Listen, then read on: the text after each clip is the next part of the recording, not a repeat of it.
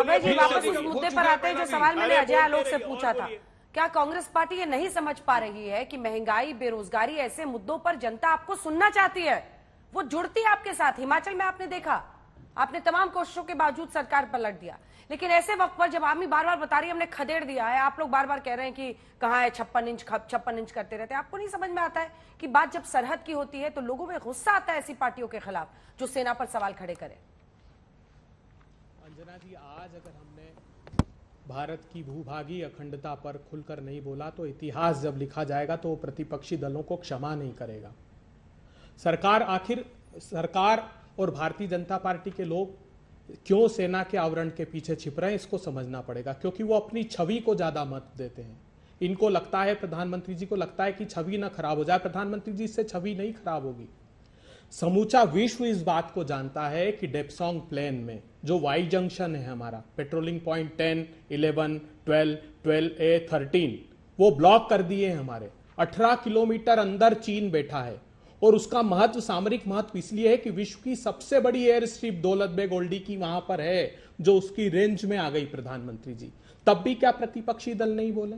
आपसे प्रतिपक्षी दल पूछ रहा है कि बताइए, नेपाल के साथ उन्होंने ट्रांस हिमालयन प्रोजेक्ट को साइन कर लिया है प्रधानमंत्री जी। उन्होंने पाकिस्तान के साथ जो one road one belt initiative है उसमें कश्मीर के हमारे हिस्से पर 2017 से वो निर्माण कर रहे हैं। और जो कश्मीर में हथियार मिल रहे हैं, वो जो चीन निर्मित हथियार मिल रहे हैं, वो वहीं प्रयुक्त हो रहे हैं, उस सीमा पर वो हथियार मिल रहे हैं। ये प्रश्न आपको खड़े करने पड़ेंगे। जो 3 स्टेप एग्रीमेंट भूटान के साथ कर लिया, उस पर प्रश्न खड़ा करना पड़ेगा प्रधानमंत्री जी। ये बार बार हम पर आरोप लगाते हैं, हमारी बात मत करिए। मुरली मनोहर जोशी जी ने कहा था कि 1962 के बाद सबसे कम बजट सेना का कर दिया है। खंडूरी साहब ने कहा था, parliamentary standing committee on defence ने, कि विंटेज कैटेगरी में वेपन्स को पहुंचा दिया है। ये हम पर आरोप लगाते, मैं राष्ट्रद्रोह का आरोप इन पर नहीं लगाऊंगा। लेकिन यह सच्चाई है कि इनका पूरा का पूरा जीते हुए प्रतिनिधि communist party of India, communist party of China के स्कूल में शिक्षा लेने गए। तो क्या मैं ये मानूं कि राष्ट्रद्रोह की शिक्षा लेकर आए?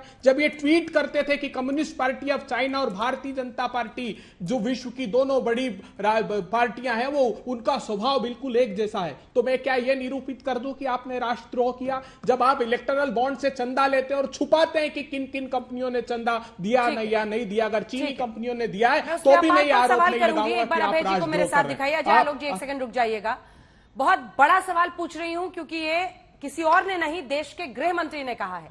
बीते दिन जब ये मुद्दा आया कि कौन कौन से प्रश्न थे जो आज पूछे जाने थे, जिनको टालने के लिए विपक्ष ने हमला कर दिया और हो हल्ला इतना हुआ जिसकी वजह से सदन की कार्यवाही रुक गई, तो उन्होंने सीधा आरोप लगाया है कि चाइनीज एम्बेसी ने 2005-2007 में राजीव गांधी फाउंडेशन को 1 करोड़ 35 लाख रुपए दिए थे।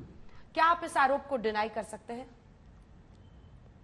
देखिए, रजिस्ट्रार जनरल के यहाँ ऑडिटेड बैलेंस शीट होती है। मैं गृह मंत्री जी से, देश के रक्षा मंत्री जी से, प्रधानमंत्री जी से आग्रह करता हूँ वो बैलेंस शीट मंगा लीजिए। हाँ, वो बैलेंस शीट देखकर ही उन्होंने ये कहा है। कार्यों में सुनिए ना, मैं कह रहा हूं, तो उसको अंजना जी उसको कहां यूटिलाइज किया है वो भी जिक्र है। ये छोटे आरोप इसलिए मत लगाइए कि हम देश की अस्मिता का प्रश्न खड़ा कर रहे हैं, क्योंकि हम देश की सुरक्षा का प्रश्न खड़ा कर रहे हैं। आप पक्ष बताइए ना, 1 करोड़ 35 लाख अगर चाइनीज एम्बेसी से लिए राजीव गांधी फाउंडेशन ने, क्यों लिए, कहां पर उसका इस्तेमाल किया?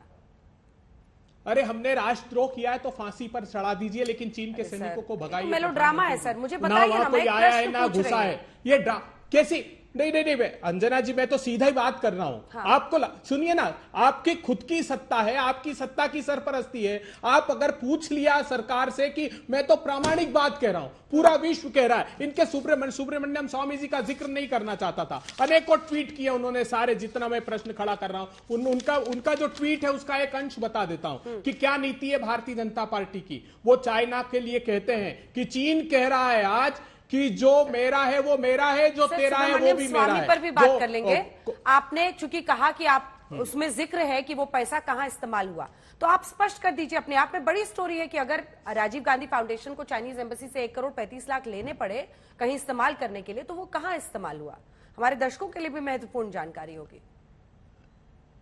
देखिए अंजना जी, वो बैलेंस शीट तो मैं लेकर बैठा नहीं हूं, लेकिन आज प्रश्न आपको ये पूछना चाहिए, रक्षा मंत्री जी से जब इंटरव्यू करें, आप सब भारतीय जनता पार्टी 50 आरोप लगाएं, पर एक प्रश्न जरूर पूछिएगा कि क्या वो दौलत बेग ओल्डी के नीचे वाई जंक्शन तक चीन की सेना बैठी हुई है रक्षा मंत्री जी?